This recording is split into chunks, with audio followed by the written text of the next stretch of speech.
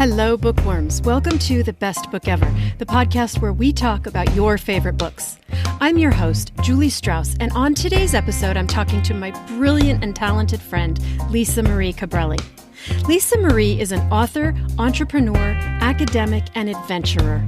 Currently, she is writing novels, creating courses, and finishing a PhD, all while dreaming of her pre-pandemic digital nomadic life. If you've listened to this show even once, you probably already know that I am not a fan of pandemic stories. So I was a little bit freaked out when Lisa Marie told me that Severance by Ling Ma is the best book ever. I read it anyway because I trust her, and we had an incredible conversation about it. But I have to warn you, with a book like this, you really can't avoid talking about the ending. And as it turned out, Lisa Marie and I had totally different interpretations about what happens at the end of Severance. I want you to hear our conversation, but I don't want to ruin it for you. So I moved that part of our talk to the end of the podcast, and I will let you know when it's coming, so you can skip it if you aren't a fan of spoilers. Whether they read a book a day or a book a year, I love asking people to tell me about their favorite books. And that includes you, dear listener. What's your all-time favorite? Your desert island classic? What about the childhood favorite that you still know by heart? The mystery that took you by surprise? The biography that changed your way of thinking? Or the book club favorite that you can't stop thinking about? I'm looking for guests from all walks of life to talk to me about all kinds of books here on the show. Go to my website, juliewroteabook.com, and click on the button that says, Be a Guest on the Best Book Ever. I'm really looking forward to talking to you. Now, back to the show. Hi, Lisa Marie. Welcome to the Best Book Ever podcast. Hi, Julie. Thanks for having me. Many moons ago, when we first discussed you coming on this podcast, you said you didn't want to do it because you know me very well, and you thought your favorite book would scare me too much. That's right. Then you changed your mind to a different book, which is about a pandemic. Explain yourself. Yes. Okay. So I will explain myself. So my favorite book ever is a popular fiction book, and it is The Stand by Stephen King. It is really, really, really long. And so not only is it scary, but it's really long. And I didn't want you to have to read it right now in the middle of a pandemic. And so, but I am a huge lover of dystopian fiction. And I also am a huge lover of literary fiction. And so I thought I would give you a little bit of the best of both worlds, which is why I picked the book I picked. Why do you like dystopian so much? I really don't know. I knew you were going to ask me that question, and I thought, how am I going to answer this? And I just don't know. There must be some kind of like weird psychological thing that I'm suffering from, that I always go to dystopian fiction. But I love it. I love dystopian films as well. Love it. Is it a thing where you put yourself in a situation and decide how you would survive? Is that part of the appeal of it? No, I think probably part of the appeal is the people. I'm really, really interested in people and relationships. And I think that dystopian or post-apocalyptic fiction really puts people in these environments where relationship becomes the key thing to examine. And so and it's not always, I like, romantic comedy and stuff like that too, for that same reason, but it's not the same as you're put into this environment, and how does it impact you as a human, and how does it impact you with your relationships with other humans.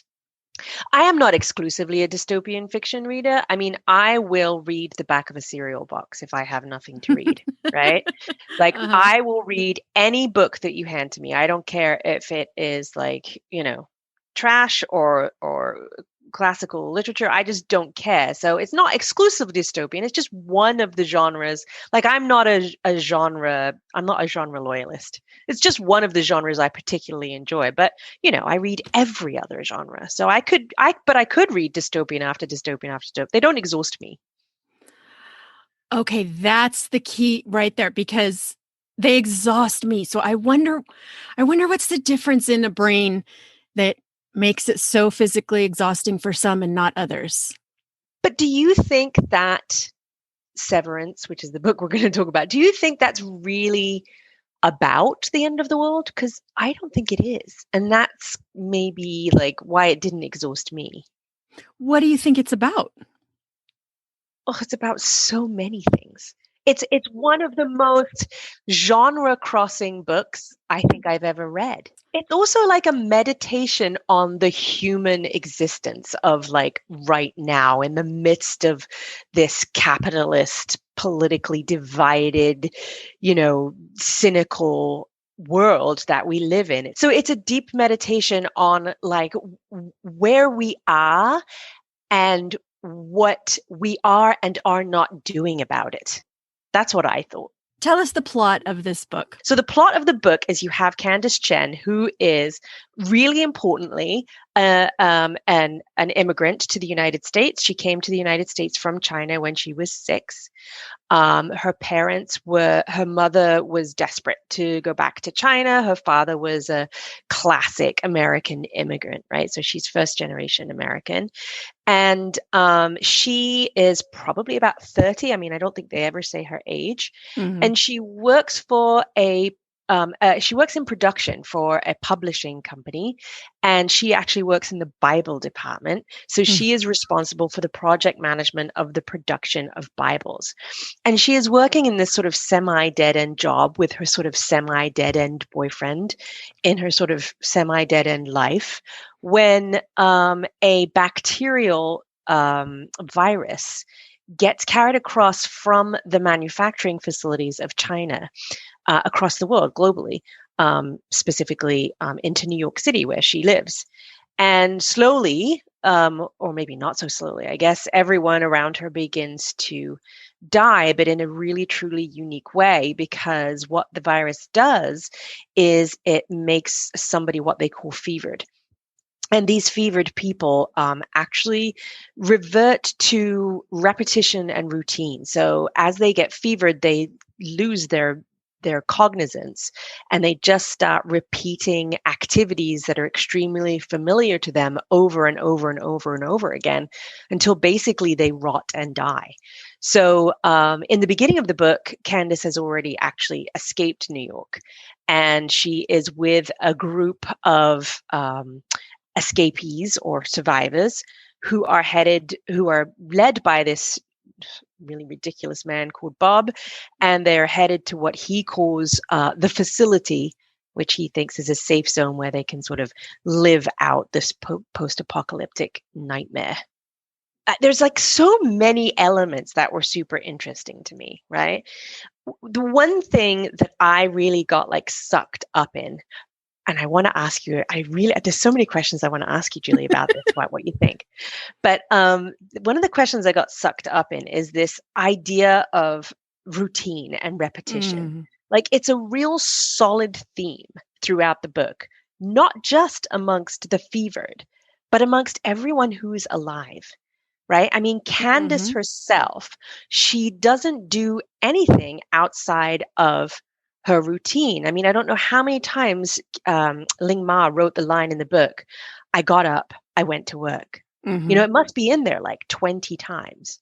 So although routine and repetition is the thing that actually kills the fevered in the end, it kind of like says to me, well, isn't that the thing that kills everyone in the end? Like, aren't we already living in this capitalistic society? I mean, how many brand names does she mention in this book, right? I mean, brand is a huge thematic principle of it as well. Like this idea that all we care about is consumption. And the reason we participate in these routines and this repetition is just so that we can continue to consume until we die. Right. So I'm fascinated by this idea that we are both fevered and unfevered. Even the unfevered are fevered. One of the things that people are really, really frightened of is change, like really frightened of change. And in order to make change, you have to make choices.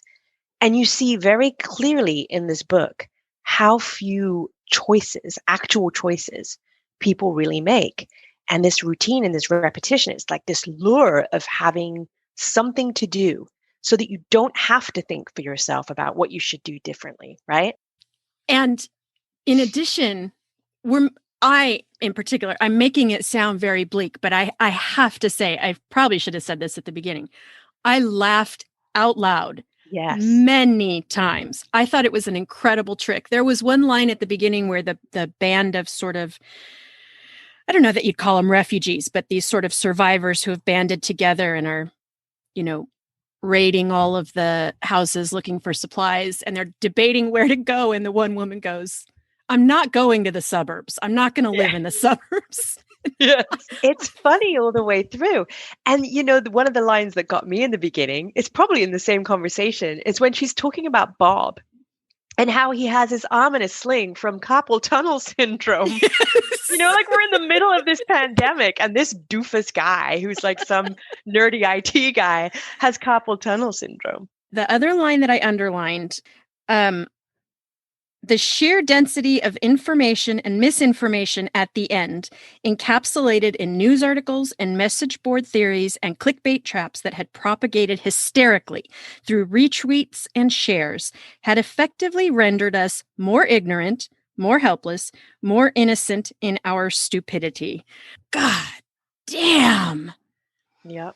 Because how many times in the last year have you said, I say that out loud almost every day, why are we all so stupid? Right. Why is nobody listening? And yet all we do is consume things and information. And yet we are so dumb. Are we dumb or are we divided? I think we're dumb. I think we don't understand how to process information. I think we don't understand how to parse what's true and untrue. We are literally debating what is true with our neighbors. That to me is the dumbest conversation you can have. No, I'm in 100% agreement with you on that. Absolutely. This reminded me a bit of Station 11. And I thought you kind of disagreed with me. Yeah, I do, because I don't think Station 11 is an post-apocalyptic dystopian novel necessarily either. I mean, I know it's been, put in that particular genre, but I don't know. I think Station 11 is the one. I think the one element that connects the two books is this idea of nostalgia, the danger of nostalgia. Because I think there's a line in Station 11 where the main girl, the young girl who's in the theater company, I think one of them asks her, like, how can you not be, nostalgic? How can you not be thinking about the way that life was before? And she says something like, if the younger you were, the less you remember, the better off you are. Because you don't remember what life was like before. And so therefore you cannot be nostalgic. And I was thinking, in Severance, like if people just would give up on what was before, then maybe they wouldn't get fevered, everyone. I mean, even Bob going to the mall. I mean, it's the most, like this facility, when he's talking about it in the beginning, you think it's like, this he's got a share in it, he's bought it, you're thinking he's one of these preppers who has this like underground facility. Yeah, that's exactly what I thought, some sort of nuclear fallout shelter or something. Yeah, and it's the mall, right? But he's nostalgic for that. He can't make any choices to move forward. He can't like think of something different because the mall is what to him represents the kind of life that he wishes he was still living. I mean, don't you ask yourself throughout the whole entire book, why is everybody staying with Bob? Right. Because he's convinced them he can lead them to safety. To back to greatness. Mm-hmm. So is there any function then of nostalgia? Is there any good function of nostalgia? And I'm interested to hear your response to this because you are a digital nomad. You are a person who moves around a lot, who's very intentionally not attached to places and possessions. So I'm super curious what your take on nostalgia is. Well, I'm also an immigrant as well. And I thought that was another interesting aspect of the book, was the immigrant aspect of it. I know this book represents nostalgia as a really bad thing, and I don't agree with that. But it's also a really bad thing to have no nostalgia, to be totally and completely focused on the future. And I think it's really interesting that a Chinese immigrant with an experience in China wrote a book that was so focused on, so unfocused on the future. There's nothing, there's no future in this book at all. And did you notice that that was the only place where her writing really was lush, was when she was describing the nights in China? Because that's where all the senses are for her. The smell and the feel of the air of China from her childhood is the only thing she really conjures up with any pleasure. However, she has the immigrant version of nostalgia. Tell me what that means. I think that growing up as an immigrant in the US, I had a really deep sense of nostalgia for how I grew up in a small farming town in the south of England, right? And I wanted it to be exactly what it was when I grew up there the first time I went back 10 years later. And it wasn't. It wasn't anything like what I remembered. I didn't have any consistent experience there, so I didn't get to watch it change. And she was the same. She didn't go back to China until she started this job in her 20s. So again, probably, 10, 15 years after she'd been to China. And I think you recognize that nostalgia is painted by, I guess, childhood. You have a different perspective on things when you're a kid. I know people who have lived in the same city their entire life, and when they go to their childhood homes, they're always stunned that it's so small. Yeah. So what about moving countries makes it a more profound experience? Well, because you miss the cultural changes, right? You miss not just how things have changed very specifically and individually for you, but how things have changed for the whole entire country, and also how your perspective on the country is a foreigner's perspective. I was really surprised when I came back to the UK for the first time that I wasn't really British anymore. I was American. Do you think of yourself as an American now? I think of myself, because I have been a digital nomad since 2012, right, which is nearly 10 years. I live now, in Scotland and Europe and the States. I would consider myself just kind of a mishmash. However, I cannot escape my really, really American personality traits. I mean, and they are extremely obvious still in the UK, just as my UK personality traits are very obvious when I'm in America. So you never really fit anywhere perfectly. What are the obvious ones when you're in Europe? What sets you apart? I am very straightforward. Right? I mean, honestly, I sometimes see British people who are not straightforward at all. I sometimes realize I've been too American when I say something. I don't, I state my opinions. I don't hold back. I tell, the waiter when I'm not happy with the service. I mean, not in an obnoxious way. I'm a very nice person. Yes. But I'm just saying that, sometimes where my husband will be like, oh, it's okay, we can just leave. Thank you very much. That was all lovely. I'm not like that. I remember we were out with a big group of Scottish friends, and one of our friends said something to me like, "You're just so open." And I think that's a very American thing. I'm not reserved like British people are. So what sets you apart when you are in the States? I'm too reserved.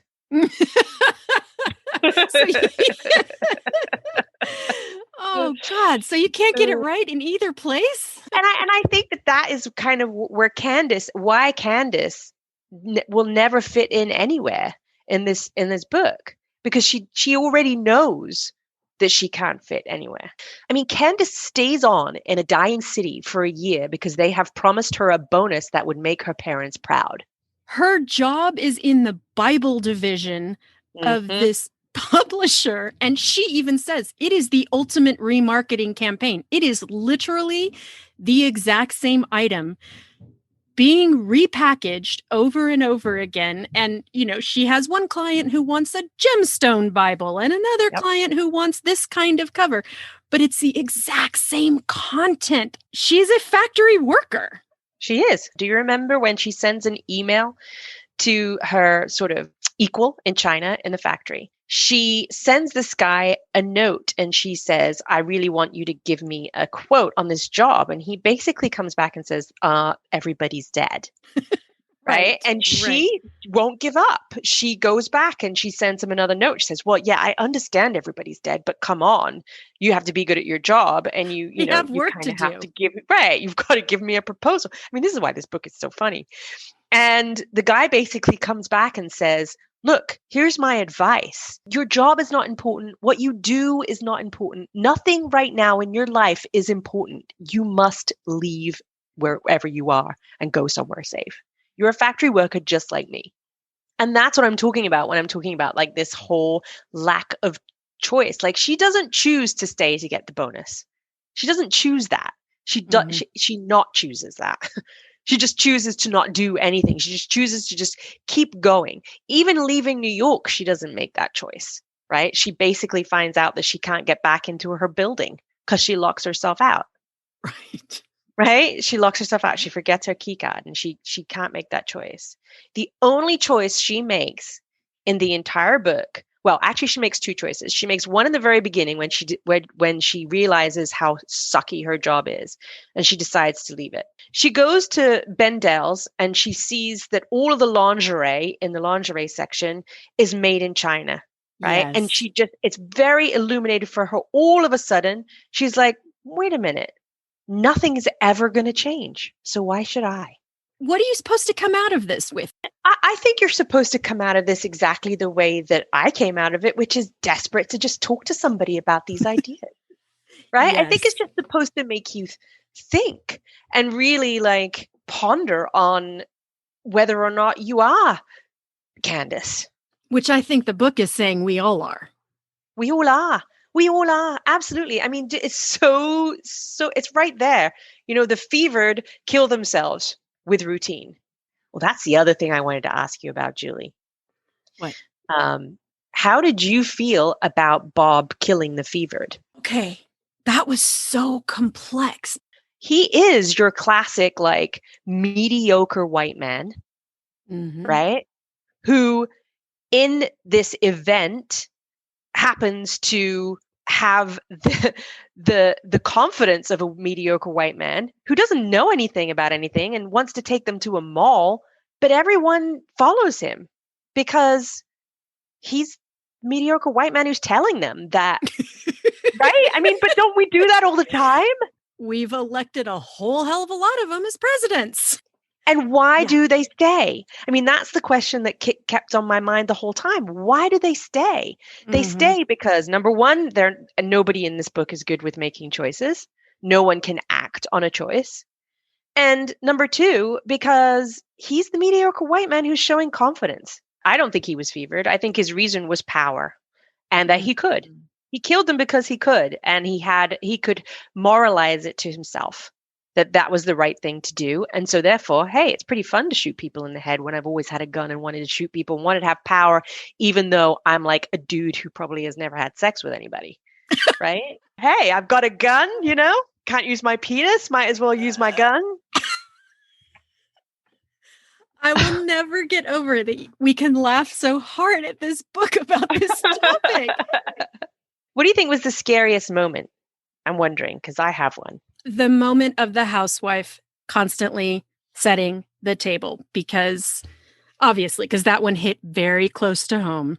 Maybe I already am fevered. I just keep setting out these fucking dishes every night. I don't know. Oh, God. Oh, that's funny. What's your scariest part? It was when the elevator breaks. Oh my God. Yeah. Yes. Because it makes you think about all the things that we're dependent upon that we forget. Everything she owned was already moved into that office Yeah, her whole life was inside. because she's literally severed again from Hmm. everything. Severance was such a good name for the book too, because So Severance good. is, it's about everything. It's like she's severed from her home country. She gets severed from her life in New York. She gets severed from her job. She's, severed from her boyfriend. It's Mhm. just, it's the message throughout the whole entire thing. And did you know that Ling Ma wrote this while she was living on her severance package? No, that is so good. Yeah. She got laid off, and all of her friends encouraged her to take the time that her severance package payment allowed her and finish her novel. And so she did. Good for her. Yeah. I hope she keeps going. I hope she's writing another one. Me too. I think she's fabulous. Lisa Marie, tell me what you're reading these days. When I look at my books, like there is a huge number of Tana French in my bookshelf because I did a master's degree in crime fiction. And for me, I love the people who can make that real connection between popular genre fiction and the literary feel of a book. And Mm-hmm. Tana French does that with crime fiction. It's literary crime fiction. It's beautifully written. It's one of those books that, as my husband doesn't read fiction, and so it's one of those books that I have to keep putting the book down and saying, "Wait, can I just read you this?" Like he doesn't really care. Like, I'm like, "Can I just read you this like couple of sentences because it's so beautiful." So just a couple weeks ago, I had crime fiction writer Amy Austin on, and she also highly, highly recommended Tana French to me. So this is two people I really trust who have told me I need to. Okay, so I'm doing this. I have one of her books. I have The Witch Elm here. So that's one of my favorites. Okay, that's one of my favorites. That's another one that, like, when you read, you'll want to call me up and say, "Let's talk about this book," because that one has some really, really great thematic elements that you won't stop thinking about as you're reading it. All right, you've got yourself a date. I've got Okay. you penciled in for a phone call to talk about The Witch Elm then. Okay, it's a big one. It's a thick one, but it's good. Yeah, it looks like a good one to dive into over a weekend. Yeah. Lisa Marie, where can my listeners find you? They can find me on, if they're interested in pictures of my travels, which will be commencing in a few weeks. They can find me on Instagram at Laptop Life Lisa. And if they're more interested in my nerdy, like, knowledge management, like Rome research stuff, they can follow me on Twitter at laptoplifalisa.com. And if they're interested in reading my rom-coms, they can just find me at laptoplifalisa.com. I want to thank you for joining me today. I knew this was going to be a fantastic conversation, and I hope you'll come back anytime you have a book you want to talk about. Oh, I always want to talk about books, so I will. Hi, friends. It's Julie, just popping in to let you know that for the remainder of the podcast, we will be talking about the end of Severance. So if you're not a fan of spoilers, hit the pause button, go finish the book. I know you want to, and then come back and listen to the end.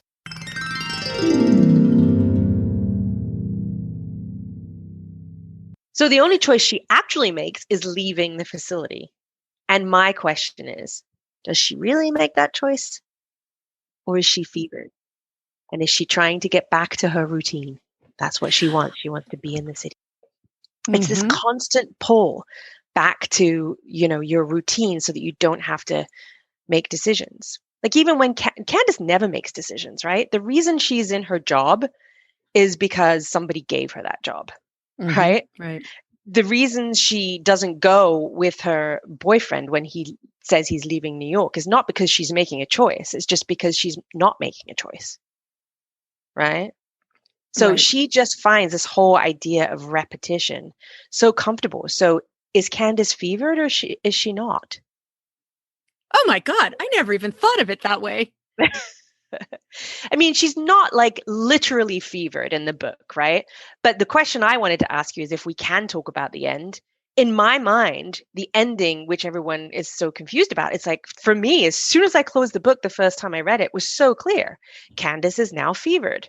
As soon as she left the facility, she is fevered. You can tell. She gets out of the car and she just starts walking towards the city because that's the routine she knows. That's where she feels safe. She can't make any other choice. I did not read it like that. Oh my God. Okay. Hang on. I have to catch my breath.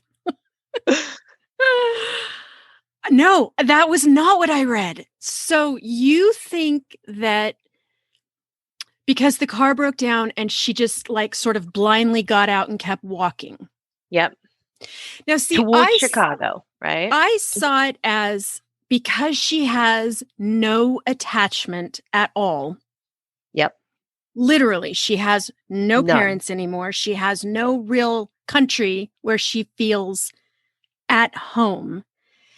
And so she was able to just walk away from this relatively safe facility. I mean, Bob was a crazy person, but, you know, it was a safe place. They had food, they had shelter, they had an entire mall, right? Mm-hmm. And she had no attachment to it or no need to be around them or no need to stay in where was she staying? In the Occitane store. Yeah, in L'Occitane, yeah.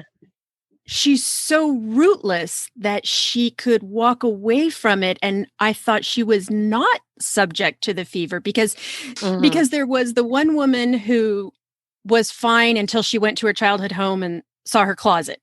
And then she became fevered, right? Right. And I kept thinking like Candace is never going to fall for, this is never going to happen to her. She is because she has no nostalgia. She has no nostalgia and she's completely severed. That was the word. It was on every page to me. It was. Yeah. She's just severed from everything and everyone. So I thought she's going to remain unfevered forever because she's so completely rootless and unattached. And I think that is a perfectly reasonable and sensible way of looking at it. I mean, I could go that way as well. But I got stuck again on this idea of nostalgia, right? So it seems like the disease might be in you, in people, but sometimes it gets triggered by nostalgia, right? But it's not nostalgia for a time. It's actually nostalgia for a place because Ashley, she doesn't get fevered until she goes back to her childhood home.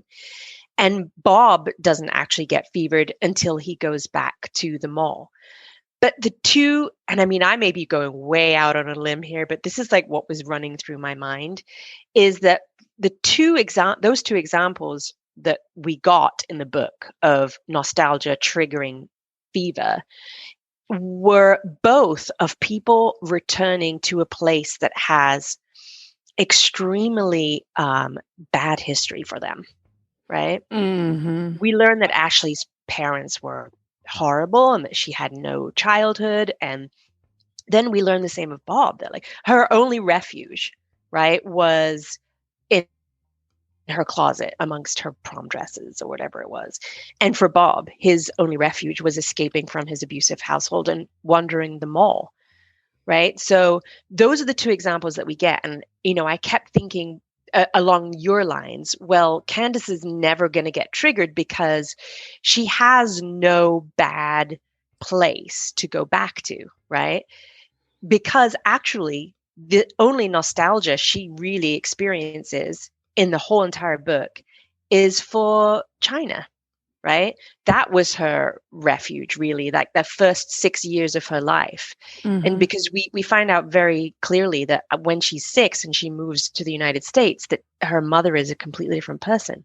She doesn't know her anymore, right? Mm-hmm. And she never has a relationship.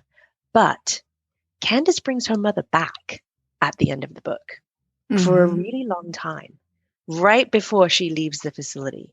So is her nostalgia her like bad place, this relationship with her mother that actually gets resolved during that time in the facility? I mean, I am like deep into research right now for a creative writing PhD. So I'm reading all kinds of like theory and stuff. And, you know, this is the whole concept of the death of the author, right? Which is that Ling Ma has given this to us as readers, and the meaning making happens within ourselves. And so we can make the book whatever we want it to be. So your perspective is no right or wrong than mine, or, Joe Smith from down the block, and that's what's so great about this book, is that there are so many things to think about and to talk about. Thanks for listening, bookworms. For more information on this episode and links to all the books we discussed, go to our website, bestbookeverpodcast.com. You can also follow us on Instagram at bestbookeverpodcast. I'm your host, Julie Strauss, and you can find me everywhere as Julie Wrote a Book. Remember, whenever you are book shopping, help support indie bookstores and this podcast by using my affiliate link at bookshop.org/bestbookever. Bookshop's mission is to support local independent bookstores, and if you shop using my link, I'll get a small percentage of your purchase at no extra expense to you. Thanks for joining me today, and I will see you at the library.